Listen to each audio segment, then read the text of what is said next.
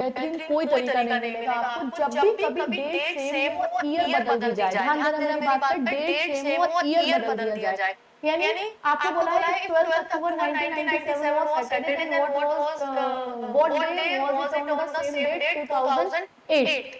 Same date है, मतलब date same है और ईयर बदल दिया जाए। कुछ भी मत करना, ईयर्स को जोड़ लेना। 97 से 2008 तक 11 साल हो गए और उसमें जितने भी लीप ईयर हो गए 2000, 2004 और 2008 तीन लीप ईयर हो गए। बस उन दोनों को प्लस कर दो, 14 हो जाएगा। 14 का मतलब 0 बचा रिमाइंडर, 0 का मतलब हो गया सेम डे आ जाएगा सैटरडे। यानी बेहतरीन कोई तरीका नहीं मिलेगा है और ईयर बदल दिया जाए। कुछ भी मत करना, ईयर्स को जोड़ लेना। 97 से 2008 तक 11 साल हो गए और उसमें जितने भी लीप ईयर हो गए 2000, 2004 और 2008 तीन लीप ईयर हो गए। बस उन दोनों को प्लस कर दो, 14 हो जाएगा। 14 का मतलब 0 बचा रिमाइंडर, 0 का मतलब हो गया सेम डे आ जाएगा सैटरडे। यानी बेहतरीन कोई तरीका नहीं मिलेगा आपको जब भी कभी डेट सेम हो और ईयर बदल दी जाए। ध्यान देना मेरी बात पे, डेट सेम हो और ईयर बदल दिया जाए। यानी आपको बोला है कि 12 October 1997 was Saturday, then what day was it on the same date 2008।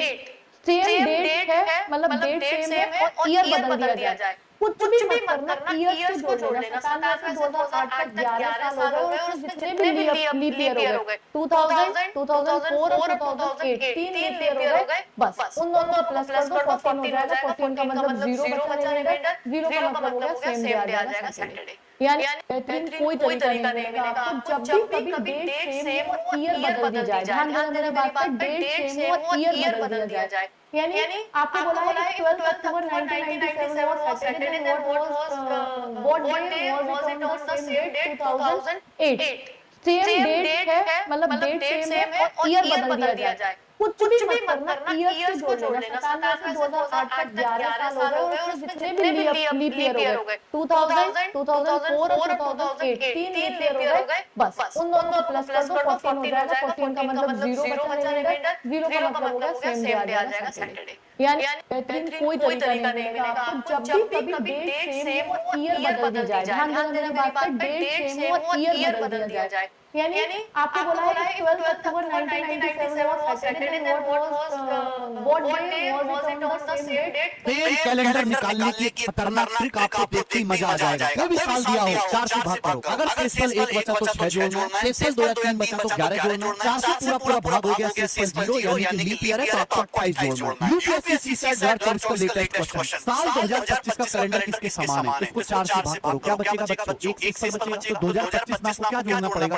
6 यानी कि 2025 2021 किस कैलेंडर के समान है? मैं आपसे पूछूं साल 2012 का नेक्स्ट ईयर सेम कैलेंडर कब मिलेगा? इसको 4 से भाग करो, पूरा भाग हो जाएगा। तो 2012 में क्या जोड़ देंगे? 28। कितना आएगा? 2004। देखो पहले क्वेश्चन को समझाता हूँ। 3 और 4 बजे के बीच कब घंटे और मिनट की दूरी बराबर दूरी पर होंगी। देखो क्वेश्चन हमसे कहने के पहले तो क्वेश्चन को समझो। समय है बेटा 3 और 4 बजे के बीच का। समय है 3 और 4 बजे के बीच का। हमसे पूछा जा रहा है 3 और 4 बजे के बीच कब? 3 और 4 बजे के बीच कब? घंटे और मिनट के बीच नंबर 4 से बराबर दूरी पर होंगी। देखो 3 और 4 बजे के बीच की बात हो रही है। 3 और 4 बजे के बीच की बात हो रही है। थोड़ी सी मैं घड़ी बना लेता हूं पहले, फिर आपको प्रैक्टिकली समझाता हूं क्वेश्चन एग्जैक्टली है क्या। ठीक है, ये एक स्पेशल क्वेश्चन घड़ी का। 3 और 4 बजे के बीच कब? दोनों सुइयां नंबर 4 से बराबर दूरी पर होंगी। ये एक स्पेशल क्वेश्चन है। ठीक है, 3 और 4 बजे देखो समय है 3 और 4 बजे के बीच का। अच्छा एक बात बताओ, अगर ये समय 3 और 4 बजे के बीच का है तो छोटी सुई हमेशा 3 और 4 बजे के बीच में रहेगी। अगर समय 3 और 4 बजे के बीच का है तो छोटी सुई हमेशा 3 और 4 बजे के बीच में रहेगी। भाई छोटी सुई हमेशा 3 और 4 बजे के बीच में रहेगी। अगर समय 3 और 4 बजे के बीच का है तो ये बात मानते हो कि नहीं मानते? हां सर बिल्कुल मानते हैं।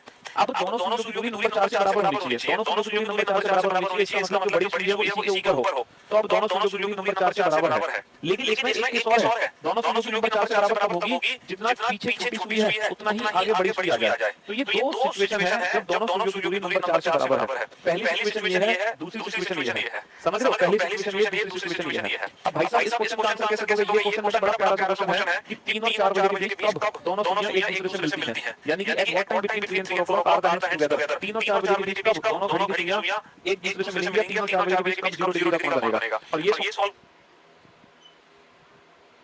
करना आपको बहुत अच्छे से आता है। कैसे आता है? 2/11 a1 + -a2 पता है ना आपको? a1 + -a2 तो 2/11 a1 की वैल्यू कितनी है? 30 + angle 30 plus h1 30 plus h1 इसी में 30 का होगा 30 का 90 प्लस माइनस a2 मतलब जो एंगल बनाना चाहते हो कितना एंगल बनाना चाहते हो 0 डिग्री तो 0 तो ये आ गया बेटा 180 बटे 11 यानी कि 11 दूनी 22 नहीं 11 1 11 बटा 7 11 के 66 16 से 4 बटे 11 तो हमारा आंसर आ गया 3 बचकर 16 से 4 बटे 11 पर दोनों सुइयों के बीच में 0 डिग्री का कोण होगा समय होगा 3 और 4 बजे के बीच का और दोनों सुइयों नंबर 4 से बराबर होगी लेकिन अफसोस की बात यह है कि ऐसा कोई भी विकल्प यहाँ पे दिया हुआ नहीं है ये वाला जो आंसर है ये वाला आंसर यहाँ पे दे नहीं रखा इसका मतलब क्या है हमें ये वाला आंसर निकालना पड़ेगा अब ये वाला सिचुएशन कैसे निकालोगे क्योंकि यहाँ पे तुम्हें एंगल नहीं पता तो इस वाले केस को सॉल्व करने की स्पेशल ट्रिक है और